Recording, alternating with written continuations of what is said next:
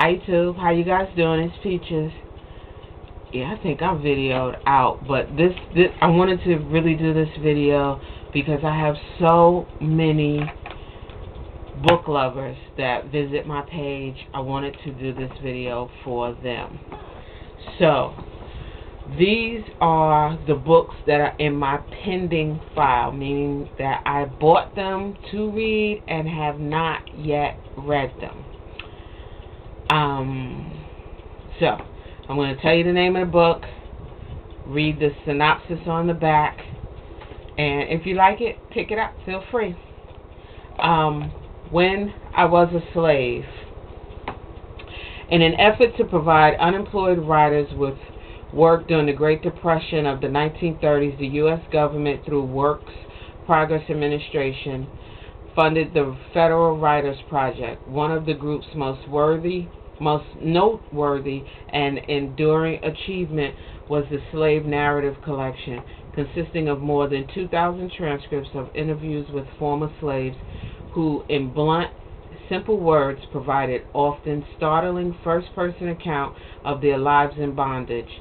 This book reprints some of the most detailed and engrossing life histories in the collection. Each narrative is complete. 34 gripping testimonies are included, with all slave occupations represented, from field hand and cook to French tutor and seamstress. Personal treatment reported by these individuals also encompass a wide range, from the most harsh and exploitative to living and working conditions that were intimate and benevolent. So, I really want to read this. I love books about my history. I love books about the past. And these books are books that I bought that were not available on Kindle. Like I told you, I really use my Kindle, but sometimes I do have to buy books. Okay. 2. The Marriage Clause by Yvette Hines. Chantel has been waiting for years to finally take over her family's hotel business. On the day she's supposed to assume control, her aunt drops a bombshell in her lap. She can't lead the company unless she honors an agreement her deceased father made up 10 years ago when he signed a merger agreement with his best friend stipulating she'd marry. Not just any man, but tall, mocha-colored Stephen Lexington, soon to be head of his family's jewelry business. Years ago, Stephen awakened to her passion, stole her heart, and has become Mr. International Playboy ever since. Soon after the wedding, he leaves the country believing that her only interest lies in her company. Bound by family honor and a marriage of convenience, Chantal vows to win over her estranged husband and prove to him that the passion that runs in her veins is for him and him alone. Make It Last, Kimberly K. Terry. It's an interracial love story. Karina Woodson works long and hard to make her web design business, Design of a Lifetime, a success. So much so that she's totally neglected her non-existent love life. When her best friend tells her she needs to loosen up and expand her horizons, Karina takes her suggestions to heart. A one-night stand with the sexy, blue-eyed stranger turns into an erotic adventure beyond her wildest imagination.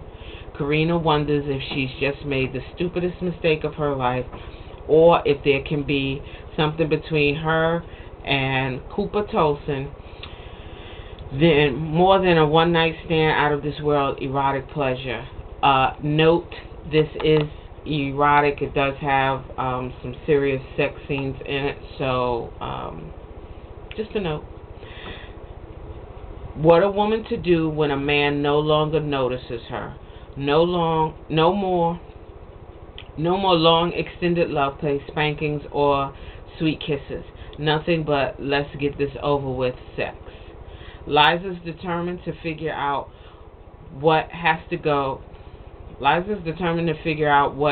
gone wrong and how to get her man to notice her again. I guess there's 2 books in this one book, 2 novels in this one book. After 7 years of marriage, Greg realizes that he doesn't know his wife and is tired of the game she's playing. He too misses the sweet love that they once shared, but a recent surprise from the past shows him that his wife has hidden part of herself from him and has him wondering what else she has hidden. Will Liza and Greg get past the lies and half-truths to discover a love worth fighting for, or is their once hot, loving marriage doomed for failure? Okay, I got 5 minutes. Bring on the Blessings, Beverly Jenkins. She's one of my favorite authors. On Bernadine Brown's 52nd birthday, she received an unexpected gift. She caught her husband Leo cheating with his secretary. She was hurt, angry too, but she didn't cry, woe is me. Nope. Hired herself a top-notch lawyer and ended up with a cool $275 million.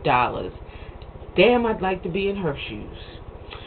Having been raised in church, she knew that when much is given, much is expected. That is so true. So she asked God to send her a purpose. The purpose turns out to be a town, Henry Adams, Kansas, one of the last surviving townships founded by free slaves after the Civil War. The failing town had put itself up for sale on the internet, so Bernadine brought it. Trent July is the mayor, and watching the town of his birth slide into debt and foreclosure is about the hardest thing he's ever done. When the buyer comes to town, he's impressed by her vision, strength, and the hope she wants to offer not only to the town and to the few remaining residents, but to the handful of kids in desperate need of a second chance. Now, everyone in town wants to get on board, though. They don't want to change, but Bernadette and Trent, along with his first love, Lily Fontaine, are determined to preserve the town's legacy while ushering in a new era with ties to its unique past and promising future. Okay, so I guess I'm going to have to do, this is going to be a couple of videos because I am almost out of time. So stay tuned for video number 2, more books that's in my pending file.